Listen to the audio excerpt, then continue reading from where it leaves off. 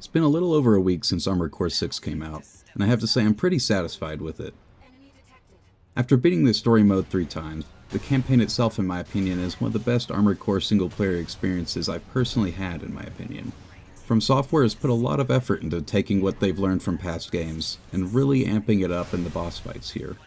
It bar none has the best fights I've seen in any Armored Core game to date, likely in no small part to their experience over the last decade in making boss fights be hard and fun. But they also have forgone some other things that they add in the pursuit of Armored Core 6, primarily being a campaign-centric game with its design. The campaign is one of the best written I've seen from Software in an Armored Core game. Not the best in the world, compared to other games out there, but it's a large leap forward compared to their previous titles.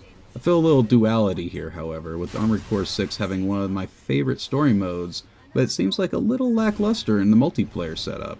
I find the multiplayer better than in 4 and For Answer, don't get me wrong, but when 5 and Verdict Day have so many things that are designed mainly and specifically for multiplayer, with it being a multiplayer-centric design philosophy for those games, such as at a minimum in-game clans and 5v5 matchmaking that you could queue up for, the Armored Core 6 multiplayer scene falls a bit short by having only custom lobbies and then again by only allowing 1v1s or 3v3s, completely removing the free-for-all option. For Armored Core 6, I'd say it has a 10 out of 10 campaign, but they simply dropped so many things that had made the multiplayer really great in the last few games before this one, some of which don't really make a lot of sense since its multi only receives a fraction of this score. Up front, I'd say Armored Core 6 is an overall 8 out of 10 due to it being so close to greatness but falling short due to its reduction in multiplayer components. Going forward in this video, I'm going to be discussing some of the things that we lost out on that affected the scoring that I decided on, all of which things I'm really hoping and sincerely that they add it back into the game in future content drops, similarly to how they're doing it with Elden Ring. That way we get a true 10 out of 10 AC game in the long run that touches heavy into both single player and the multiplayer experience.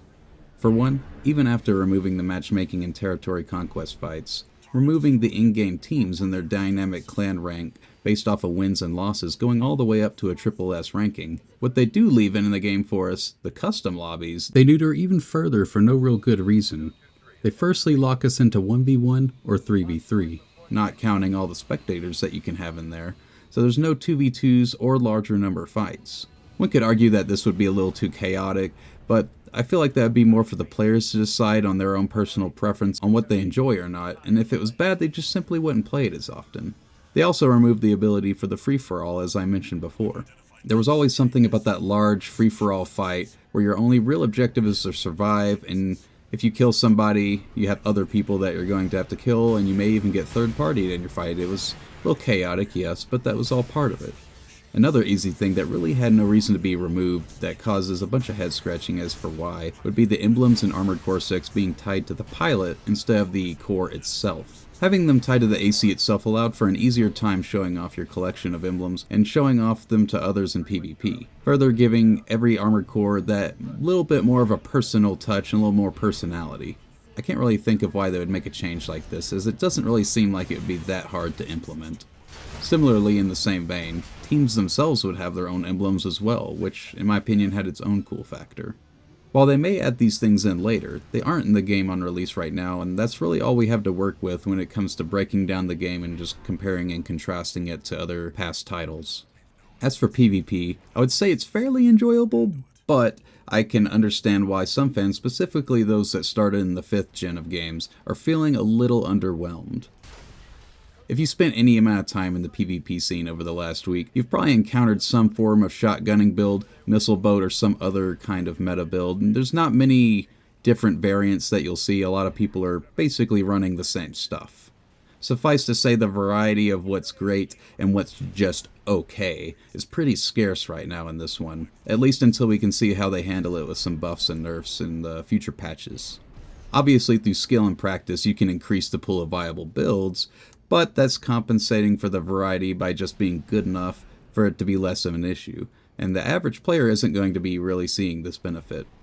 While I am myself a proponent of the simple get good motto, it doesn't really change the fact that we are working with, at least at current, a lot of underwhelming weapons and a few that really rise above the rest. Now, I'm not trying to say that past games didn't have their own PvP metas or trash weapons, or that you can't do good with non-meta things. Far from it. 5th Gen had its own share of dual gats in its own time, as well as hardcore missile spam as well. A lot of the same balancing mistakes we've seen them make, they continue to make over their games, as well as many weapons that were just unusable trash. However, those who did actively take part in the in-game PvP level of the last few Armored Core games will tell you that there were a lot more build varieties even then still, mostly due to there being so many more AC parts in general, and weapons themselves as well. While Armored Core 6 did bring back some old fan favorite parts like hover tank legs and various floating laser drones, it also did away with a lot of things as well. The game is missing some variety due to both some of the gun types entirely missing, as well as a low variety of the parts that are there. For example, while we do have some longer range weapons like laser rifles, linear rifles, and so on, they did away with the straight up sniper rifle, or even the heavier variant, the sniper cannon. To further hammer down on some of the nice things that allowed for a little bit more variety in the builds, in keeping with the sniper rifle as our example, they removed the function that they had added in the previous games to be able to spec your weapons for different things. And let me elaborate on that. If you really liked any real weapon at all, you could trade some of its power into other things like bullet speed. You could have it be a little more accuracy. You can increase your muzzle velocity. Like, okay, I like this gun a lot, but I don't hit as often as I would like, so I'm going to take a little bit of reduction in an attack power to increase some of the other stats to increase the rate at which I'm actually making my hits. Whether you played these weapons like a long-range traditional sniper, or you pop shot in close quarters using cover and a quick lock FCS and weapon spec for it, a lot of versatility has been lost, or at a minimum, made more annoying to pull off, and you have to do it in a sort of roundabout way. Another thing that can be pointed out is a lot of parts are just a little too similar. You can see this both in a lot of the armor choices having very little differences in armor stats, and really it's just the armor itself not playing as much of a factor as compared to other games. While For and For Answer were kind of similar in the same vein, where your armor stats didn't really matter as much, and it was really more about AP, you can compare and contrast this to the 5th Gen, where armor played a much more significant role. As well as the FCSs you would want to use in this game are pretty similar, and it seems like they always end up being boiled down to people using the same 2 or 3 FCSs on their entire lineup of their builds. Even with some leg types, we can look no further than the quad legs for a prime example. Of the 2 that we do have, they feel more like a light and heavy version of just a medium quad leg set, missing both a true light or a true heavy version. We have bipedals aplenty. I can't tell you how many bipedals we have, like it's just so many compared to things like the quads or the tanks, which really only got a couple additions. But while we have a light, hover, and standard legs, we don't really have the same compared to how the bipedals do, where they don't really have the in-betweens, where they could have gotten the same treatment as the normal bipedals and have an array of in-betweens varying on speed and tankiness, even if it was for no other reason than diversity of builds or trying to make that little bit of weight or energy. Instead, we're left with just a few stock baseline parts, where this is the tank leg, this is the lighter tank leg, and this is one that hovers. Same thing with the quads, where we really only get 2 of them, and the differences between them aren't extraordinary, where one is simply lighter than the other, and the other one is heavier and carries more. There's no true fortress quad legs, and there's no true lightweight equivalent of the quad legs for real speedy builds. As a recap, I really love Armored Core 6, but as a PvP player first and foremost, I would place it high on my list but have it fall short just before the 5th Gen for its PvP-centric design focus. 5th Gen's PvE content was absolute dog water, don't get me wrong. It's completely awful as a game if that was all you were looking to get out, was a single player and low-end content. 5th Gen's real shining moment was Triple S teams fighting other Triple S teams, but of course not everyone could have taken part in that, so that leaves most people out to dry. But Armored Core 6's PvE content is just so good, it can't help but push it near the top for me, beating out For and For Answer, who previously had my heart for the PvE story content, and placing it as my close second in terms of my favorite Armored Core games. Within my opinion, Armored Core 6 being the best so far that we've gotten in terms of PvE, and 5th Gen being the best that we've gotten in terms of multiplayer, all it would really take Armored Core 6 to reign supreme over it all would just be a few content drops and balancing.